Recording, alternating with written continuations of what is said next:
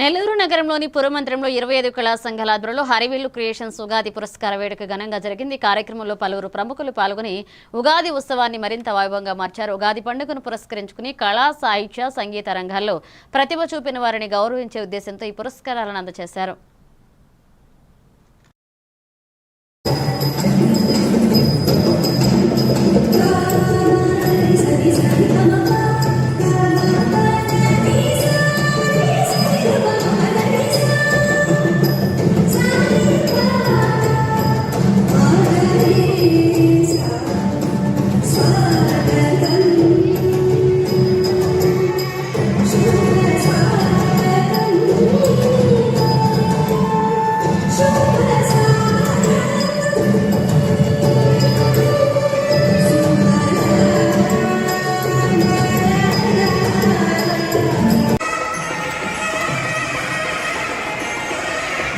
Thank you sir.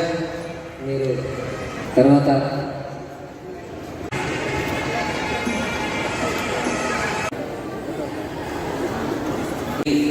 Krishnadas గారు కూడా చాలా జాగ్రత్తగా మీరందరూ కూడా పెంచాలి, వాళ్ళకి చెప్పాలి, ధైర్యాన్ని ఇవ్వాలి.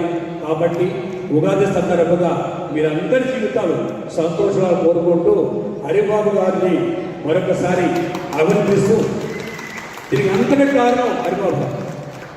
మా 25 కళా సంఘాల్లో ఎవరో ఏదో అంటుంటారు, వాళ్ళకి అదే పని, వేరే పనులు, ఈ విమర్శించడం వాటి విమర్శించడం, వాటి ప్రోగ్రామ్ చేసే శుభాకాంక్షలు. ప్రతి ఒక్క కుటుంబం సంతోషంగా ఆనందంగా ప్రతి ఇంట్లో లక్ష్మీదేవి నివాసం ఉండి ప్రతి కుటుంబం సకల సంపదలతో ఆయురారోగ్యాలతో ఆనందంగా కోరుకుంటాను. ఉగాది అనేది తెలుగువారు ఎక్కడున్నా కూడా చేసుకునే పండుగ. ప్రతి ఇంట్లో తోరణాలు, అరటి చెట్లు, ఉగాది పచ్చడి, అంటే దాంట్లో ఉన్న ప్రతి మనిషిలో ఉన్న కలుషితమైనవి తీపైన జీవితము శోధులు భరించాలి. ఇలా ఉగాది పచ్చడితో స్టార్ట్ అవుతుంది.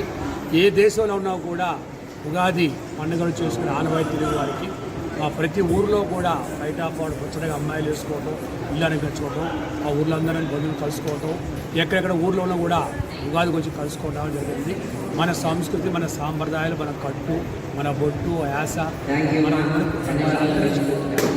దీనికి కారణం ఏంటంటే తల్లిదండ్రులు వాళ్ళ పిల్లలకి చెప్పాలి మన సంస్కృతి, మన సాంప్రదాయాలన్నీ. అది ఈరోజు ఉగాది హరివిల్లు క్రియేషన్స్ హరిబాబు గారు ఎంతమంది అమ్మాయిలు మా భరతనాట్యాన్ని కూచిపూడి చేసి ఎంతో చక్కగా చేశారు. ఉగాదిలో కోలాటం కానీ పండుగ భజన కానీ అన్ని రకాలు చేశారు.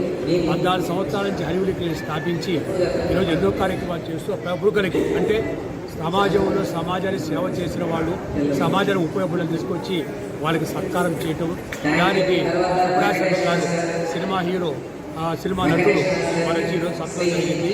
కాబట్టి తెలుగు ప్రజలకు కూడా ఉన్న దాంతో సంతోషపడుతుంది. చాలా కుటుంబాలు